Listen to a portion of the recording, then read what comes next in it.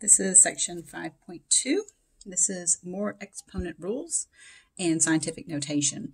Hawks splits this up into two parts. 5.2a is the exponent rules. 5.2b is going to be scientific notation. So this first part is going to be 5.2a. So in 5.1, we discussed the exponent rules for 1, 2, 3, and 7. So in this section, we're going to do rules 4, 5, and 6. So let's just dive right in. The power rule for exponents. This says if you have a power raised to a power, you multiply the exponents. So that is rule number 4. Now you can see here on the formula sheet that I just smushed m and n together. That implies multiplication.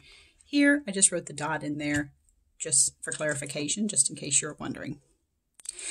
So just to give you an example with some nice numbers here, if we had to do 4 squared all cubed, this would be the same as 4 to the 2 times 3 power, or 4 to the 6th. So you can verify that these are all the same. So we can do parentheses 4 squared all to the 3rd power.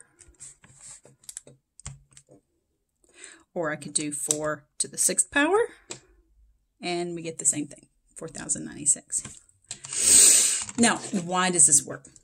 Because remember, we don't want to get this confused with the other exponent rule that says when you multiply with the same base, you add the exponents. This one, you only have one base, and there's 2 powers here. So what's happening? Well, let me show you with this particular example. 4 squared quantity cubed means that whatever's in the parentheses is repeated 3 times. That's what it means to have something cubed. It's that thing times itself times itself. Now, each one of these is a squared, so it's a 4 times 4. That's a 4 times 4. That's a 4 times 4. So what you're ultimately left with is the same number repeatedly multiplied, which we know is the same thing as an exponent. How many are there? 1, 2, 3, 4, 5, 6. So there's 6 because there was 3 groups of 2. So that makes it 6 total 4s that are multiplied together. Now, let's just go ahead and point out that this and this are often confused. Okay, these are not the same thing. This one's going to be 4 to the 6th. This is going to be 4 to the 5th. This has one base to it and is a power raised to a power. This is the same thing as 4 to the 6th, what we just did up here. This one, 4 squared times 4 cubed, well, that's 4 squared and then 4 cubed. That's just 5 4s. So it's important to make sure that we see the difference between these and that we don't mess up here. All right. Let's work on some examples. All right, these are going to start off pretty easy. So we just have x to the 5th all to the 6th power. So all we have to do is multiply. So that's just going to be x to the 30th. Y to the negative 2 all to the 7th.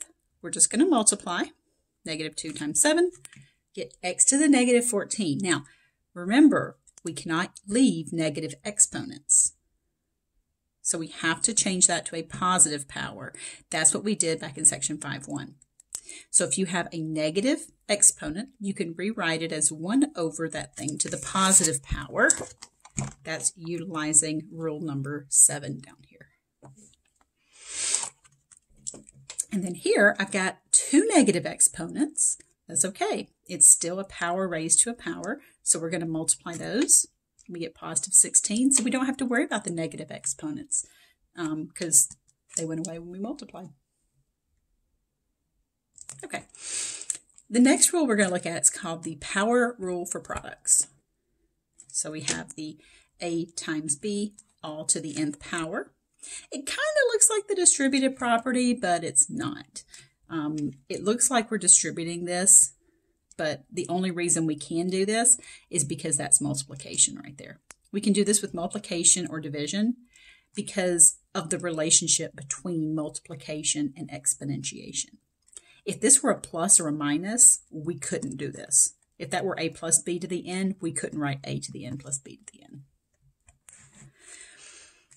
Okay, so how are we going to use this? Well, if I've got multiple things inside here, right? Multiple, I don't want to say terms because they're not terms, factors. That's what I'm looking for. Then we can use this power rule and split this apart into 5 squared times y cubed squared. Now, you don't have to necessarily write it out. You could just do it in your head and jump straight to the answer. But I wanted to write out my intermediate step to start with so that you can see how I'm ending up in that answer so that you don't think it's some kind of, miracle. So 5 squared, that's just 25. Y to the third squared, well, now we have an exponent raised to a power. So that's the product rule for powers. You can see I'm just kind of putting the names of the rules that I'm using down here. That's going to be y to the 6th. Now don't get this rule confused with just 5 squared and try to multiply that and get 10. That's just normal 5 squared. It's only if you have an exponent to an exponent that we're going to do that multiplication. All right, so this is a good opportunity to look at this one, x to the 2nd, y to the 4th, all to the 6th power. Pause the video and see if you can do that one on your own. All right, so using this power rule for products, I'm going to raise x squared to the 6th power and then y to the 4th to the 6th power. So I just wrote the intermediate step here. You certainly don't have to write that intermediate step because I fully believe that you can do 2 times 6 and 4 times 6 in your head. But I just wanted to show you where it came from. So we get x to the 12th, y to the 24th. Now I cannot, don't try to add these exponents because those aren't the same base. If these were both x's or both y's, they have the same base, then you could add those exponents. All right, this one, 9 times 8m squared n all to the 0 power. Hawks will throw some of these at you, so you got to be on the lookout here, okay? Remember, anything non-zero, which you can assume these are not going to be 0, to the 0 power is going to be 1. That's that first rule right there. So that means all this stuff right here is just 1. So that's just going to be 9 times 1, which is 9. So be on the lookout. Those 0 powers are going to sneak in there when you least expect it. Okay, so let's do some more. Okay, so just so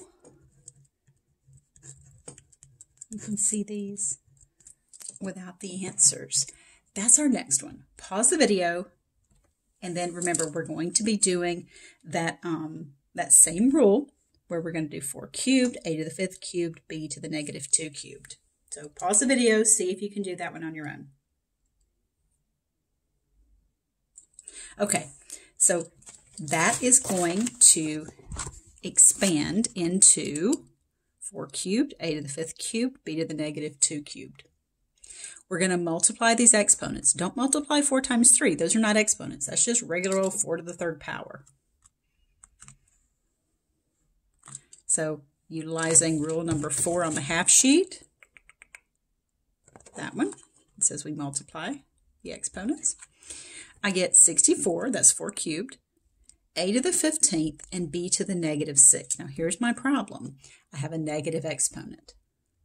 I need to have all my answers have positive exponents. So I need to relocate this b to the negative 6 to make it a positive power. Now remember, if you have if you have a negative exponent in the top, you move it to the bottom. If you have a negative exponent on the bottom, you move it to the top. So that's exactly what I'm going to do here. I'm going to take this negative exponent and I'm going to move it to the bottom. Now you may not think that there is a bottom to this fraction, but there is. It's just all over 1. We just don't write that. So I'm going to move it down there. It's the only one that moves because it's the only negative exponent. So then there's my final answer.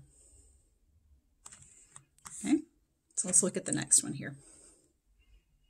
So pause the video and see if you can do this one. Now this one's a little trickier because I put the 7 on the outside, so it's not part of that squared in there. So pause the video, see if you can do this one. All right, so the 7's not to the second power. So notice how I tried to color code that 2 in there.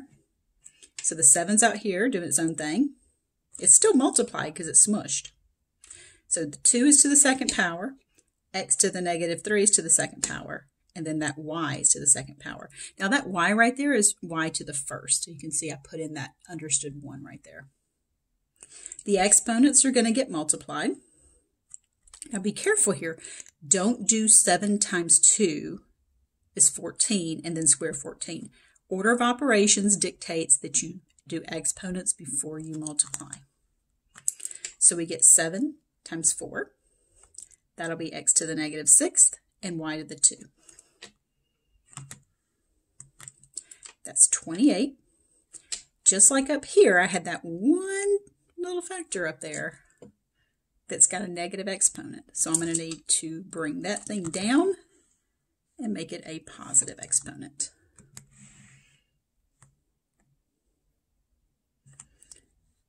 Okay. Pause the video and see what you can do with this one. All right, so I'm going to take each one of those things inside here, and I'm going to raise it to the third power. Be really careful. Make sure you use parentheses around that negative 3 because the negative and the 3 are raised to that power. So you can see I'm going to multiply those powers. So I get negative 27, x to the 15, y to the negative 12, and same scenario as the last two. I have this one little thing right here that's to the negative power, so I'm going to need to scoot it down there to make it a positive power. If it had ended up that, say, 2 of these, if that x were a negative 15, I would have put it down there too. Now, the negative 27, why didn't I move it down? Well, because it's a negative coefficient. It's not a negative exponent. That's not a negative exponent. A negative coefficient is fine. It's just negative exponents that we want to rewrite. Okay, so look at one more before we move on to a similar rule, but for division. All right, this one's got a negative 2 up there. So you should pause the video, see what you can do with it. All right, so here's what we're going to have. We're going to have negative 4 all to the negative 2, a to the negative 3 to the negative 2. It's just a whole bunch of negatives, right? It's the same process as before. It's just a whole bunch of negatives. All right, negative 4 to the negative 2. You may not see this one coming. That's 1 over 16. That's a positive 6 because it's a negative times a negative. That's a negative times a negative, so it's a positive 2. How did that become 1 over 16? Well, negative 4 raised to the negative 2 power. That's because, remember, a negative exponent is the same as 1 over this thing to the positive 2. So 1 over negative 4 squared is 1 over 16.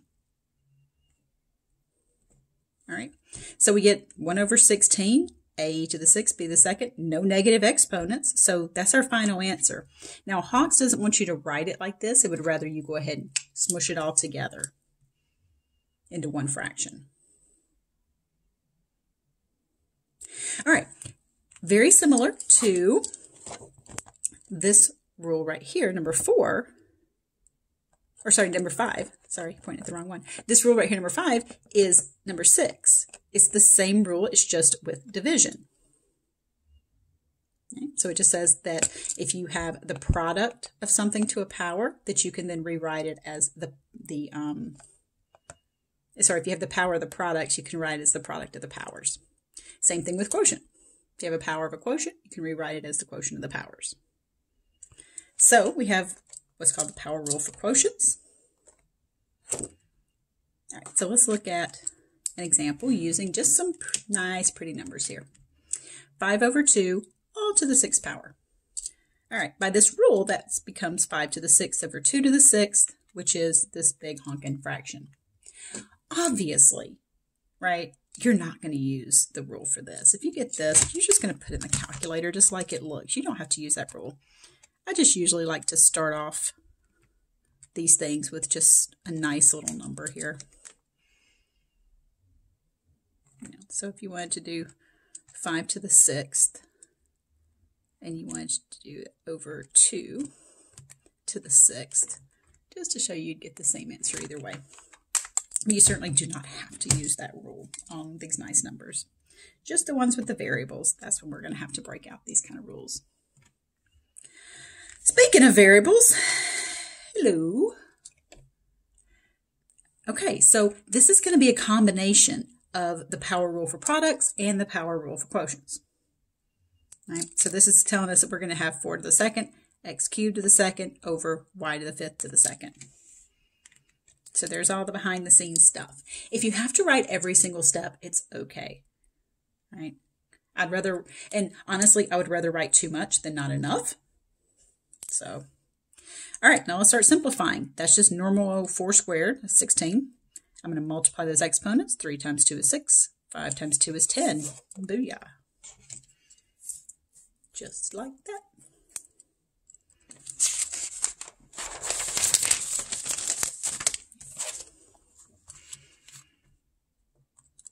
All right, so I did one like this earlier that had that 7 on the outside. This one is very reminiscent of that. I've got a lot more stuff happening inside here, though. So, you know, inside I'm going to have 5 to the 2nd, x to the 6 to the 2nd, over 9 to the 2nd, y to the 8 to the 2nd. This negative 3 is on the outside, just kind of doing its own thing. It's like, hey, just multiply by me whenever you're done. So pause the video, see if you can go ahead and square out all this stuff and simplify it some. All right, so here's Mr. Negative 3, minding his own business. And then here's all this stuff then that's going to be squared on the top and the bottom. I'm multiplying those exponents. This 5 squared and 9 squared, that's just normal O squared stuff. So trying to simplify this a little more. 5 squared is 25, 9 squared is 81, multiplying exponents. So what do I do with that negative 3? Well, remember, to multiply fractions, you just multiply straight across the top, straight across the bottom. So I can just go ahead and multiply negative 3 times 25. Negative 3 is the same as negative 3 over 1, if you want to think about it that way. So you get negative 3 over 25, x to the 12th, all over 1 times 81 times y to the 16th. So that negative 75 comes in from that product right there. You could have done this on the calculator as well. You know, if that's a little confusing for you, you could have said negative 3 times the fraction 25 over 81. So just in case that was a little confusing for you, you can use a calculator. All right, next up, this one actually looks a little nicer. There's not as much stuff happening, but you'll notice I threw a negative exponent up there. Well, let's go ahead, multiply those exponents. And you'll see I got x to the negative 45 over y to the negative 30. All right, this one can be kind of confusing. Remember, if your negative exponent's on the top, you got to move it to the bottom and make it positive. And if your negative exponent's on the bottom, you got to move it to the top to make it positive. I have both in one problem. That's what makes this one super weird. I mean, this looks like some kind of, you know, football playbook here with all these arrows and stuff. But it's because I have a negative exponent on the top, so I got to move it to the bottom, make it positive. This one's down here being negative, so to the top with you.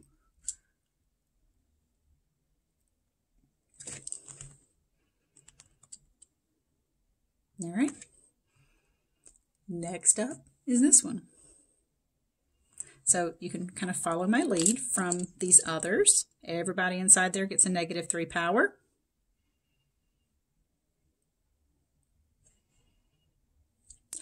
One to the negative 3 power. If you don't know what that's going to be, You do 1 raised to the negative 3 power. It's just going to be 1 because it's 1 over 1 to the positive 3. Negative 2 to the negative 3. Now remember, make sure you put in parentheses. So negative 2 to the negative 3, that's negative 1/8. Because it's 1 over negative 2 to the positive 3. So here's what I end up with. A 1 right here. This negative 2 to the negative 3 is negative 1/8. So that's a fraction that's in that denominator. And then multiplying those exponents, I get negative 18. So I end up with this kind of crazy looking stuff happening here. Now, look at how I simplified this. This 1 over negative 1/8, that simplifies to just be negative 8. How? Well, I did it over here, kind of in a different color, but you can use the calculator. Remember, a fraction bar means division. So I did 1 divided by negative 1/8.